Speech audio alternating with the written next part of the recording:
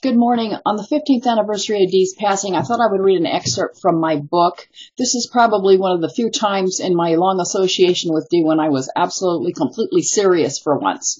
So, if you've read my book, you know that most of our association was a huge, rollicking, fun thing, of course, until the end.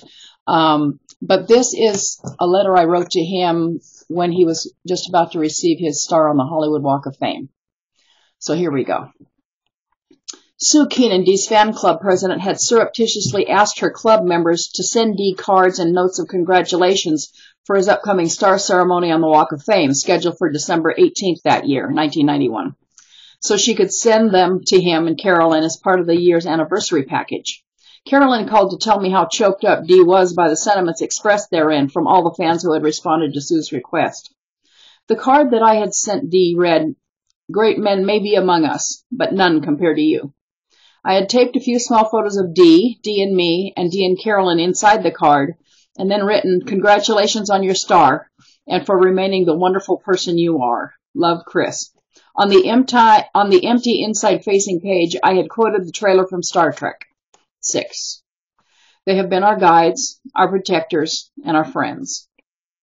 Beneath that, I had written, "How very fortunate I feel. Most fans have had only the real R.E.E.L. McCoy as their guide, protector, and friend, and are grateful. I have had DeForest Kelley as all of the above. Your caring has transformed me into someone worthy of being cared about. Thank you. God bless you. I love you." For the accompanying letter, I created a special letterhead on my PC. The heading was respectfully engraved, "You deserve all of life's good things. You are one of life's good things." The letter read, "Dear Dee, where do I begin? Your star ceremony affords me the opportunity to get really serious for once and to pour out to you all the love, pride, and respect you've engendered, seemingly forever. So where are the proper words to adequately express any of it? I'll try. Your skill as an actor is exceeded only by your skill as a wonderful human being. In a way, I wish I had met you first in the way that I met Tippy, without knowing much or caring much about who you were as an artist. Why? Because it took me so long to get over seeing you primarily as my favorite actor, with all of the accompanying jitters and shyness and paranoia that awesome perspective entails. It took a long time before I could genuinely relax in your presence and appreciate you as a real flesh and blood human being who is special despite what you do for a living, instead of because of it. That's what I first responded to in Wenatchee in '68 upon scrutinizing you from the sidewalk before introducing myself. Your genuine niceness. I stood fidgeting on the sidewalk, gauging whether or not you were going to disappoint me if I approached you for an autograph and a smile. My initial fear was, do I really want to risk being turned off by an actor I'd really love to keep on liking? It had happened before. Well, after studying the situation for several long minutes, it became abundantly apparent that you and Carolyn were very nice people. So that's when I gathered the courage to step forward and open my mouth and hope that my heart wouldn't leap out of it and onto the floorboard of your convertible. You deserve the star, and I mean this in the old-fashioned way.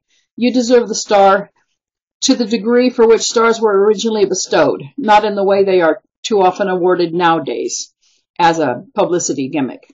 Your career has spanned, don't say ouch, nearly 5 decades. You're genuinely one of Hollywood's decent, honorable guys. There might be 4 or 5 others, but their names escape me at the moment.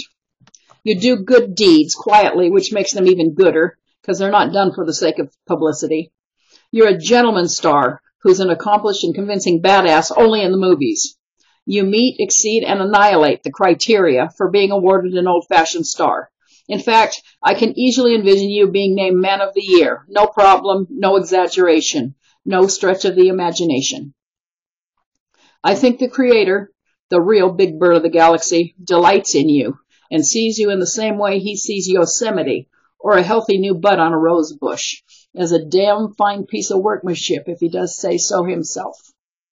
I don't know what else to say, how else to express how proud I am of you, how lucky I feel to have fallen for you, how blessed I am to know you well enough to know that I'm right about all of the above. You are an inspiration to me. When I grow up, I want to be just like you. I love you, Dee. Chris.